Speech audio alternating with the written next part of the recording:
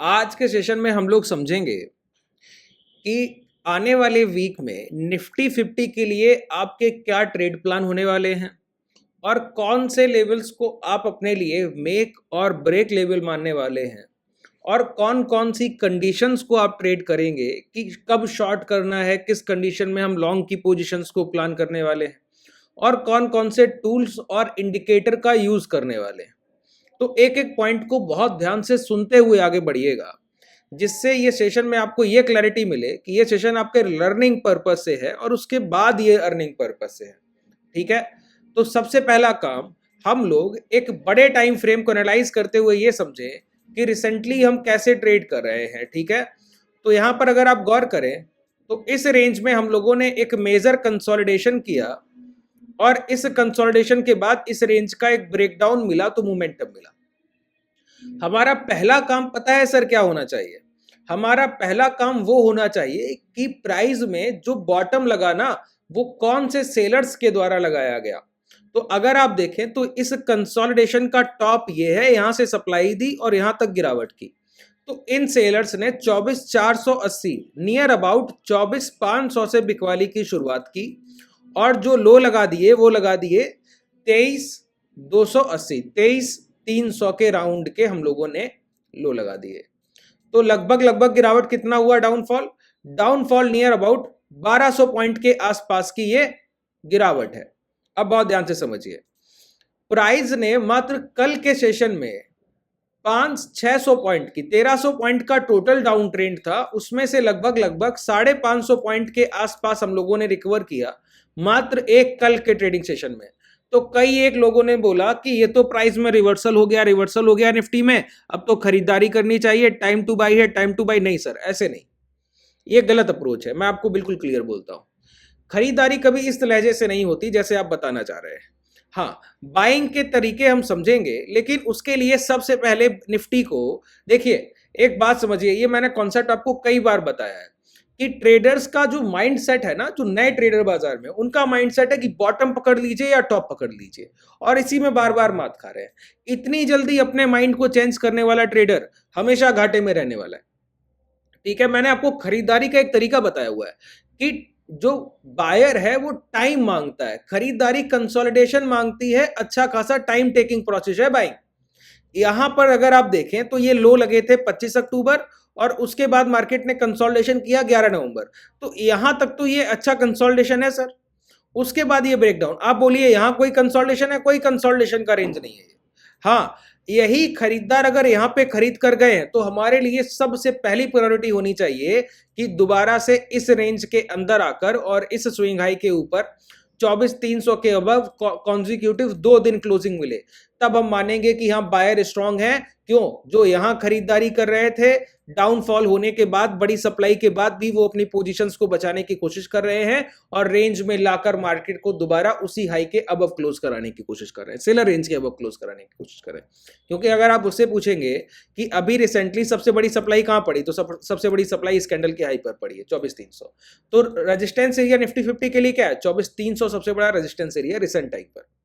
ठीक है, तो 23,900 अभी हम ट्रेड कर रहे हैं, 24,300, ये 400 पॉइंट का गैप है सर।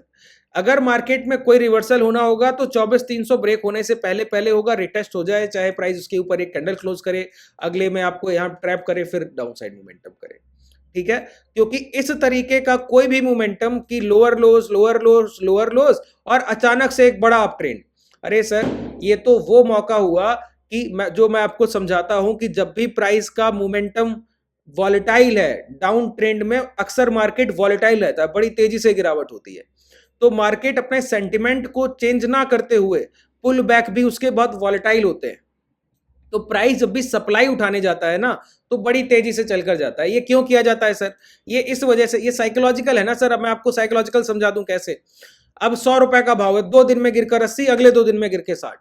अब मुझसे कोई पूछे, कहे कि 60 रुपए का भाव आया, बेच दीजिए, कल 40 बिकेगा। अगर मैंने 2 दिन पहले का डेटा देख लिया, मैं कहूंगा 100 रुपए से तो गिर के आया, कैसी बेवकूफी वाली बातें कर रहे हैं, मैं मुझे 60 रुपए में बेचने को बोल रहे हैं, डिस्काउंट का भाव बेचने को बोल रहे हैं।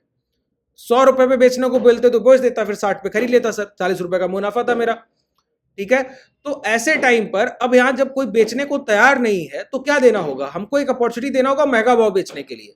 तो दोबारा से तेजी से लौट कर आइए 70, 75, 80, तो इतनी तेजी से लौट कर आएंगे ना तो एक ही दिन में हमको मौका मिल गया 80 तक बेचने का, तो हम बहुत जल्दी से बेचेंगे। क्यों? 100 से गिरकर 60 गया था, तुरंत 80 बेचने का मौका मिला। ये स्मार्ट ट्रेडर की साइकोलॉजी है सर। जो मार्केट को अच्छे से समझता है ना, वो इसी अप्रोच के साथ मार्केट को ट्रेड करता है। ठीक है, तो वही मैं आपको समझाना चाहता हूं कि एक लोअर लोस के फॉर्मेशन में एक एग्रेसिव पुलबैक ये दर्शाता है कि मार्केट एक सप्लाई उठाने जा रहा है, ना कि ये कि डिमांड आ गई है कि प्राइस में ट्रेंड रिवर्सल हो गया। ऐसे थोड़ी होता है ट्रेंड रिवर्सल। ठीक है। अब अच्छा, दूसरा कंडीशन हमको ये समझना होगा कि ये जो निफ्टी 50 का मोमेंटम है ये आया किसके बिहाफ पर है। देखिए, निफ्टी पूरी तरीके से अपने कंपोनेंट पर निर्भर करता है, हाई वेटेज शेयर्स पे। तो निफ्टी 50 में सबसे बड़ा वेटेज है रिलायंस का, उसके बाद बैंकिंग शेयर्स का एचडीएफसी, आईसीआईसीआई, एसबीआई, और उसके साथ ही टेक के शेयर्स का, टेक के आईटी के शेयर्स जो है, आईटी में जैसे विप्रो हुआ, इन्फोसिस हुआ, टीसीएस हुआ, एचसीएल टेक, इनका वेटेज है। ठीक है। तो अगर इनमें से कोई इंडेक्स आउट परफॉर्म करके गए तो उसके अकॉर्डिंगली ही निफ्टी ने एक बड़ा 2.5% का मोमेंटम दिया है प्रीवियस सेशन में। ठीक है। तो वो कौन कौन से कंपोनेंट हैं जो ट्रेड करके गए? तो सबसे पहले अगर आप बैंक निफ्टी देखें तो 1.15% ऊपर ट्रेड किया है। इसके साथ ही जो सबसे बुलिश इंडेक्स है इस टाइम पर, अगर कोई सेक्टर आपके लिए है महत्वपूर्ण, जो इतने बड़े डाउनफॉल में भी एक अपॉर्चुनिटी गेनर है, हमारे ट्रेडर्स बहुत अच्छे से पोजीशन बनाकर बैठे हैं वहां पर, और जितना गिरावट हो रहा है हम लोग सिर्फ खरीदारी के लिए सोच रहे हैं, बाई ऑन डिप, वो हमारे लिए आईटी सेक्टर है। आईटी सेक्टर में हम लोगों का बहुत ह्यूज इन्वेस्टमेंट है। जितना भी हम लोग हेजिंग से पैसा कमाते हैं सब आईटी सेक्टर में डाल रहे हैं। आईटी सेक्टर और रियलिटी, ये दो सेक्टर आने वाले टाइम के लिए हैं सर, समझ लीजिए। उसके साथ एफएमसीजी उसको पकड़ रहा है, एफएमसीजी उसको पकड़ने की कोशिश कर रहा है। और ऑटो सेक्टर में टू व्हीलर, अरे सर ये ट्रेंड साइकिल है, जब आप क्लासेस में आएंगे तो आपको समझाऊंगा कि इसको कैसे एनालाइज करते हैं। ऑटो सेक्टर पूरा नहीं, आप बोलिए कि ट्रैक्टर और उसके साथ ऑटो सेक्टर में टू व्हीलर्स, यही दो सेगमेंट मैं आपको बता रहा हूं। ये मैं आपको नहीं बोल रहा हूं कि इसके अलावा फोर व्हीलर्स में कोई आपको अप ट्रेंड नहीं देखने को मिलेगा। ठीक है। इसीलिए अगर आप गौर करें तो पिछले टाइम में 2400 से चलकर हीरो मोटो 6000 के अबव के हाई लगाकर दोबारा 4500 पर ट्रेड कर रहा है। और जो लोग समझ रहे हैं ना कि ये डिस्काउंट है, वो बिल्कुल ठीक समझ रहे हैं, ये डिस्काउंट है सर। ठीक है, ये बात समझ लीजिए। यहां पे मैं आपको दिखाऊं निफ्टी आईटी का चार्ट।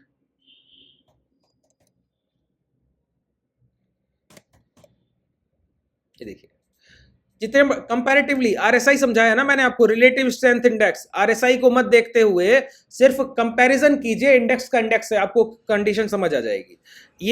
ये हमारे देखिए, अगर आप गौर से, ये हमारे यहां पर निफ्टी आईटी के हाई है अभी रिसेंटली लगे जो सितंबर 24 में, और वहां से गिरावट करके हम यहां तक गए और रिकवरी करके इस हाई को ब्रेक करने की कोशिश करने आए अभी रिसेंटली। और ये इन्वर्टेड हैमर, ये इन्वर्टेड हैमर, ये बता रहा है कि ब्रेकआउट की पॉसिबिलिटी बहुत आई है।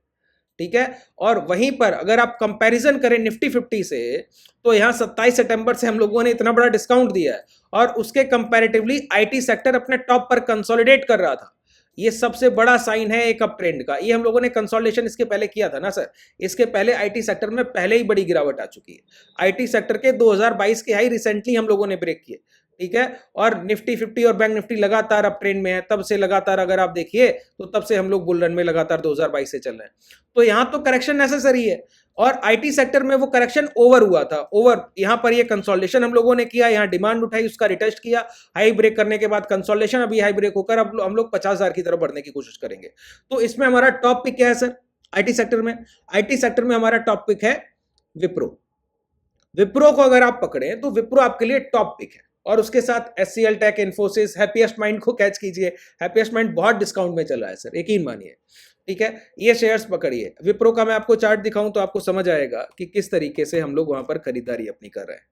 ठीक है, एक बार समझ लीजिए सर, चीजों को आप लोग रफली जब तक नहीं वॉच आउट करते हैं ना, तब तक आपके लिए दिक्कत है। देखिए, हम लोग उसको पहले ही एनालाइज करके बैठे हैं कि क्यों हम लोग खरीदारी यहां पर कर रहे हैं। देखिए, इस तरीके का प्राइस एक्शन देख पा रहे हैं, कितनी गिरावट हुई है मेजर, और हम लोगों ने यहां खरीदारी करके बैठे हैं इस रेंज में, क्योंकि हमको पता था कि ये डिस्काउंट सेशन यहां खत्म हुआ। यहां से खरीदारी करके बैठे हैं, पहला पुल बैक, रिटेस्ट, रिटेस्ट के बाद ये हाई, हाई के बाद इस स्विंग हाई पे जो भी सप्लाई पड़ी है उसको भी ग्रैब कर लिया है। अब ये हाई ब्रेक करने के बाद हम लोग कहां के लिए जाएंगे? ये हमारे टारगेट है 700, और मैं आपको बोलता हूं विप्रो का अगला टारगेट 1200 है। जैसे मैंने आपको डीएलएफ के टारगेट दिए, सन टीवी के दिए, ठीक है, बैंक्स पीएसयूज के टारगेट दिए, उसी तरीके से मैं विप्रो आपके लिए बोलता हूँ 1200 का टारगेट है सर, माइंड में रखिएगा। अभी स्प्लिट होने को है तो आप ये ना बोलिएगा कि 570 का शेयर 300 हो गया, ठीक है, स्प्लिट होने को है, रेशियो बोनस दिया गया है, जाहिर सी बात है, तो स्प्लिट बोनस की वजह से प्राइस घट सकते हैं, तो उसको ध्यान रखते हुए समझिएगा। तो अगला टारगेट हमारा क्या है, 1200 का विप्रो का टारगेट है, बहुत ध्यान से सुन लीजिए। अब देखिए दोबारा से निफ्टी 50 पे चलते हैं। तो यहां पर क्या है, ये जो अप ट्रेंड है ना, ये देखिए 2.60%, 2.30%, तो ये आया है किसकी वजह से, ये आया है पूरी तरीके से आईटी सेक्टर की वजह से। ये देखिए 3.5% ऊपर हम चल के गए और 3.5% के कारण ये जो है इंडेक्स जो है निफ्टी 50 2.5% के आसपास ऊपर क्लोज किया। अगर आप रिसेंटली अब आईटी सेक्टर को बहुत गौर से देखें तो हम नियर बाई रेजिस्टेंस आ गए, इसका ब्रेकआउट होगा, ब्रेकआउट के बाद रिटेस्ट होगा, तो ये एक टाइम टेकिंग प्रोसेस है ब्रेकआउट वैलिडेशन तक। अगर निफ्टी 50 यहां पर वीक है तो ये हाई 24,300 ब्रेक करने से पहले पहले इसको रिटेस्ट करने जाए तो हो सकता है निफ्टी आईटी तब तक एक कैंडल अपना नियर बाई रेजिस्टेंस अब क्लोज कर दे, उसका रिटेस्ट होने जाए, कंसोलिडेशन करे, फिर जब तक हाई ब्रेक करेगा तब तक ये एक दोबारा डाउन ट्रेंड देकर अपने बॉटम को टेस्ट करने की कोशिश कर सकता है, ऐसा पॉसिबिलिटी हो सकता है, ठीक है। लेकिन अगर प्राइस आईटी ब्रेकआउट करे और आईटी के ब्रेकआउट के समय ये यहां पर कंसोलिडेशन करता रहे, आईटी रिट्रेसमेंट करे, तब भी ये अपने ये लो के अंदर ट्रेड ना करते हुए रिटेस्ट करने के बाद अगर ये हाई ब्रेक किया तो फिर हम समझ लेंगे कि अब हमारे टारगेट हायर साइड कहां तक जा सकते हैं। उसके लिए हम यूज करेंगे 50% रिट्रेसमेंट का टूल। 50% रिट्रेसमेंट क्या है सर, कि जितनी अभी तक कुल जमा गिरावट हुई निफ्टी 50 में, अब मार्केट उसके 50% और 60% के आसपास सप्लाई उठाने जा सकता है। यहां पर अगर आप फिबोनाची को यूज करें और इस तरीके से प्लॉट करें टॉप टू बॉटम तो आपको समझ आएगा कि 0.5 के लेवल कौन कौन से हैं। 0.5 का पहला जो अनटेस्टेड रेंज है, 0.5 ही क्यों, ये कैसे पता लगा 0.5, तो आप लोग रिक्वेस्ट करके बताइएगा कमेंट सेक्शन में कि आप फिबोनाची में एक और है, यहां पर फिबोनाची को जो हम लोग लाइव मार्केट में सेंटीमेंट यूज करते हैं ना, वो ऑटो फिब है, ठीक है। तो अगर आप सीखना चाहें इस इंडिकेटर के बारे में ब्रीफ से विस्तार पूर्वक तो बताइएगा कमेंट सेक्शन में कि आप लोग सीखना चाह रहे हैं, तो मैं उसके लिए एक डेडिकेटेड सीरीज करूंगा। बहुत लंबा सीरीज है सर, फिबोनाची एक सबसे बेहतरीन टूल है। मैं आपको बाजार में बोलता हूं मार्केट में मोमेंटम के लिए 2-3 चीजें काम करती हैं, वॉल्यूम, प्राइस एक्शन तो है ही सुप्रीम, उसके साथ वॉल्यूम, प्राइस का औसत और उसकी स्ट्रेंथ, वही मोमेंटम लेकर आते हैं ये 3 कंपोनेंट। और उसके साथ फिबोनाची आपको बताता है कि मोमेंटम किस रेंज से आने वाला है, वो फिबोनाची सबसे लॉजिकल चीज है, ठीक है। अब यहां से इस मोमेंटम के बाद 0.5 के लेवल को हम लोगों ने क्यों टच किया, क्योंकि 0.6 तो वही लेवल है जहां इसको बार बार सप्लाई उठाकर ये लो ब्रेक हुए। अगर प्राइस को ये सप्लाई एरिया नहीं रोक पाया तो यही सेलर तो हैं जो यहां बेच रहे थे, अगर ये यहाँ नहीं रोक पाए इसका मतलब है अब ये सेलर और एक बार कोशिश करें, अगर ये सेलर भी नहीं इसको ब्रेक कर पाए तो फिर प्राइस का ट्रेंड रिवर्सल होने की पूरी पॉसिबिलिटी रहेगी। तो लास्ट प्राइस हमारा 24,800 है, ठीक है, सप्लाई के लिए, ये बात समझ लीजिए।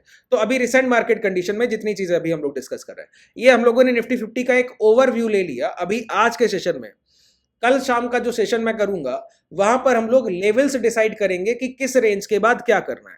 आज हम लोगों ने, अगर मैं समराइज करूं पूरे सेशन को, तो 2-3 पॉइंट्स को डिस्कस किया कि अगर 24,300 हमारे लिए मेजर रेजिस्टेंस एरिया है, अगर 24,300 के ऊपर क्लोजिंग मिलने लगी कॉन्जिक्यूटिव 2 दिन, तो 24,800 के ऊपर तो बिल्कुल नहीं मिलनी चाहिए, वहां से तो सप्लाई आनी चाहिए अगर प्राइस का मेजर डाउन ट्रेंड को सेलर्स को कैरी ऑन करना है, ठीक है। अभी आज के सेशन में ये चीज आपको क्लैरिटी से बहुत अच्छे से क्लियर हुई होगी। और उसके साथ अगर आईटी सेक्टर इसको सपोर्ट करेगा ना तो ही ये रिवर्स करेगा अपने ट्रेंड को, बाकी नहीं। अब एक बात समझिए, कल का सेशन एक अनऑर्थोडॉक्स सेशन, इसका मतलब क्या है, इसका मतलब ये है कि सिर्फ आईटी सेक्टर नहीं बाकी सारे इंडेक्स सपोर्ट कर रहे थे निफ्टी 50 को, सिर्फ आईटी सेक्टर नहीं। आईटी सेक्टर तो एक्सट्रीम बुलिश था, और जैसे कि बैंक निफ्टी हुआ, ये सारे सेक्टर भी इसको सपोर्ट कर रहे थे। अब नॉर्मल सेशन अगर 1-1.5% आईटी सेक्टर ऊपर है, बाकी 1-1.5% बैंक निफ्टी ऊपर है, तो नेगेटिव ट्रेंड ही रहने वाला है निफ्टी 50 का, ठीक है। तो इस वजह से इन लेवल्स का इंपॉर्टेंस बहुत ज्यादा है, तो बहुत ध्यान रखकर चीजों को समझिएगा। अभी हमारे लिए रेंज बहुत दूर है, तो छोटे छोटे सी रेंज कौन सी होंगी जो इंट्राडे में आपके लिए मंडे, ट्यूसडे, वेडनेसडे में काम आए, उसके लिए हम लोग कल शाम का सेशन करेंगे और बेहतर तरीके से चीजों को समझने की कोशिश करेंगे। अगर आज के सेशन में आपको डाउट रह गया हो तो कमेंट सेक्शन में बताइएगा। अगर आप हमसे जुड़ना चाहें तो डिस्क्रिप्शन में टेलीग्राम और व्हाट्सएप कम्युनिटी का लिंक है। अगर डायरेक्टली इनरोल करना चाहें तो कमेंट सेक्शन में आपको मैं पिन कर दूंगा एप्लीकेशन का लिंक, वहां से डायरेक्टली इनरोल भी कर सकते हैं। शुभ रात्रि।